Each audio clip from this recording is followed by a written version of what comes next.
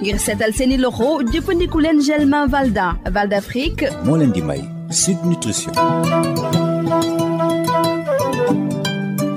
asalaamaaleykum mbokk diglukat yi docteur Bintou Cheikh Seck maa ngi lay nuyu. maa ngi lay fay Rosalie. tey ci suñu chronique numéro 293 li ñuy waxtaanee mooy aliments industriels yi nga xam ne dañ leen a war a seppi ci suñu lekkin docteur da ngay dellu si ci sujet boobu nag nga xam ne moo soxal xeetu ñam yooyu ñu tuddee aliments industriels. waaw Rosalie yooyu lii sax d'ailleurs ñetteelu yoon a ngi nii may wax ci ñam yooyu nga xamante ne dañ ko war a dindi rek ci suñu dund dañ koo lekkati. ay ñam la ñuy wax industriel maanaam dañ ko transformé dañu jël ñam ba bu naturel bi ñu am ñu ci dolli ba mu nga xam ne mën nañ ko paqueté di ko jaay ci boutique yaak ci marché yaak ci supermarché yi ñu koy wax aliment transformé ultra transformé yoo xamante ne li ci dañuy am graisse dañuy am suukar su bari dañuy am xorom su bari et puis dañuy wax li ñuy wax additif maanaam li nga xamante ne moo koy jox couleur moo koy jox yenn texture bi maanaam mu dëgër wala mu bañan wala mu nooy en tout cas dafay am ay ingrédients ay yoo xamante ne ay ferñeentu chimique yu ci nekk yoo xam ne baaxul ci suñu wér-gu-yaram te ñam la yoo xamante ne amuñu ferñeent yi nga xam ne moo soxal suñu wér-gu-yaram ñu koy wax ay vitamines wala ay minéraux. waaw ñam yooyu docteur da ngay tegtal ngir ñu wàññi leen wala ñu bàyyi leen carrément. man sama tegtal lu leer la mooy nañ ko bàyyi carrément parce que ñam yooyu soxlawuñ leen maanaam mën nañu dundoo ba génn àdduna bañ koo lekk te suñu yaram du ci yëg dara d'ailleurs c'est au contraire. ay ñam la yoo xamante ne buñ ko lekkee mën nañu gaañ. leer na nañ waaye est-ce que mën nga ñu xamal yan xeetu ñam la. waaw bi yoon juróomi ñam la taamu benn bi may njëkkee mooy li ñuy wax produit pané mooy dañoo jël xeetu mburu wëralee ko ñam bi ba noppi togg ko.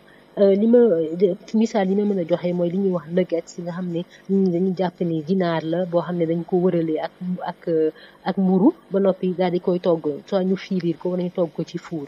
am na beneen bu ñuy wax cordon bleu ñi dem ci supermarché yi dinañ ko xam nañu li ñuy wax waaye li gàllankoor ñam boobu mooy ne day nuru yàpp mais li ci nekk lu ci bari du yàpp li ko ëmb ñam yooyu li ci gën a bari ay desetu ginaar la wala ay déchets yi nga xamante ne ñun ñi buñ doon lekk ginaar duñ ko lekk loolu la ñuy jël boole ci graisse lu bari wërale ko loolu di nuroog mburu daal di ko def ci paqueté ko di ko jaay te loolu baaxul ci ñun. ñaareel bi mooy li ñuy wax pain de mie mooy mburu moom nga xam ne dañ ko tranché nga xam ne day weex te ñu ko paqueté ko nga xam ne ci usine lañ koy defaree te mburu moomu li ci bon mooy am na meew pëndaxu meew loolu dara nekk ci waaye dafay am aussi xorom su bari ndaxte loolu moo koy jox cafka et puis dafay am ñuy wax sirop de glucose muy suukar su bari et dañ ciy def aussi diwu tiir te loolu yëpp noonu jàpp leen ni nekkul ci mburu mi ñuy jënd nga xam ne dañ ko jënd ci boutique bi moo ko gën fuuf ndaxte amul yooyu yëpp. ñetteel bi mooy li ñuy wax hot dog nga xamante ne dañ koy gis ñu koy jaay ci fast food yi wala ku dem ci marché ak yooyu supermarché dañ ko fay jaay hot dog li ci nekk ci graisse li ci nekk ci saleté wu yàpp nga xamante ne encore une fois ay déchets yoo xamante ne ci yàpp bu ñu doon lekk yàpp duñ ko lekk ak li ñuy wax additif ak xorom bari na ci loolu. am na benn borom xam-xam bu dem di gëstu ba gis ni kii lekk benn hot dog kooku mën na jàpp ni am na fanweeru simili ak juróom benn ci giiru dundam donc loolu xaw na reetaanloo tuuti waaye c'est rek misaal la ci li nga xamante ne mooy hot dog ak ni mu mën a gàllankoore. ñeenteelu ñam bi ñu war a bàyyi mooy li ñuy wax ketchup nga xamante ne tamaate lañ ko defaree gaa waaye dañ jàpp ni saa yu su nit ki lekkee ketchup maanaam jël ci li doy pour boole ko pomme de terre am ak wala yeneen ñam ñu ngi lekk ñetti morceau suukar.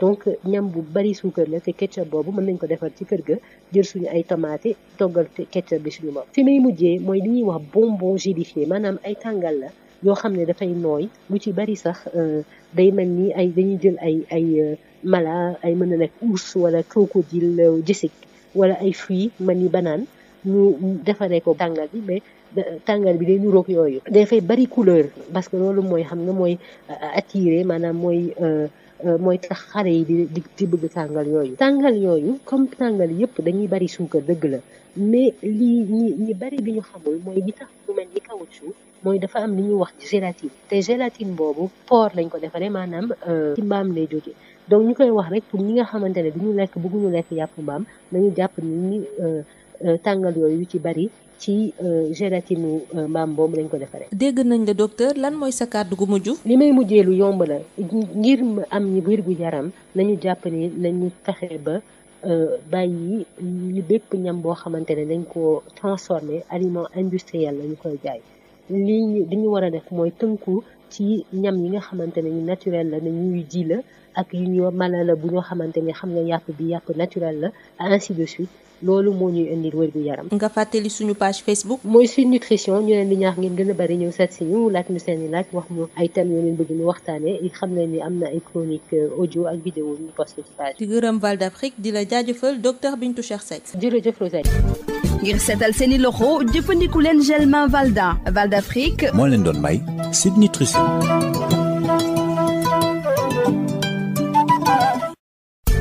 Le gel main Valda, efficace sur 99% des microbes. Val d'Afrique vous offre Sud Nutrition. Bonjour chers auditeurs, docteur Bintou Cheikh Seck, bonjour. Bonjour Rosalie. Chronique numéro 293, ces aliments industriels qu'il faut éliminer de son alimentation. Docteur, aujourd'hui vous revenez sur le sujet des aliments qu'il faut carrément éliminer de notre alimentation. Tout à fait Rosalie, en fait c'est la 3e édition même parce que la liste des aliments qu'il vaut mieux éliminer de son alimentation est assez longue. Ce sont en fait des aliments industriels, donc des aliments transformés, parfois ultra transformés, qui contiennent beaucoup de gras, de sucre, de sel, d'additifs et d'ingrédients chimiques qui perturbent le bon fonctionnement de notre organisme. En revanche, ce sont des aliments qui sont pauvres en nutriments essentiels, c'est-à-dire en vitamines et en minéraux. Alors, vous conseillez de limiter la consommation de ces aliments ou de carrément les éliminer? Eh bien, je conseille de les éliminer complètement parce qu'ils sont très loin d'être indispensables, c'est-à-dire qu'ils ne sont pas nécessaires au bon fonctionnement de notre organisme. Au contraire, ils sont même nocifs. C'est très clair, docteur. Quels sont ces aliments à éliminer? Alors, pour cette édition, j'en ai identifié 5. Je vais commencer par les produits panés. Je donne en exemple les nuggets ou ce qu'on appelle cordon bleu. Pourquoi les éliminer? Parce qu'en général, malgré leurs apparences, il y a peu de viande dans ces produits. En moins de la moitié du poids du produit, en fait, constitué de viande. Et cette viande est souvent constituée de déchets de poulet et en plus d'une bonne dose de graisse. Le deuxième aliment qu'il faut éliminer, c'est le pain de mie industriel.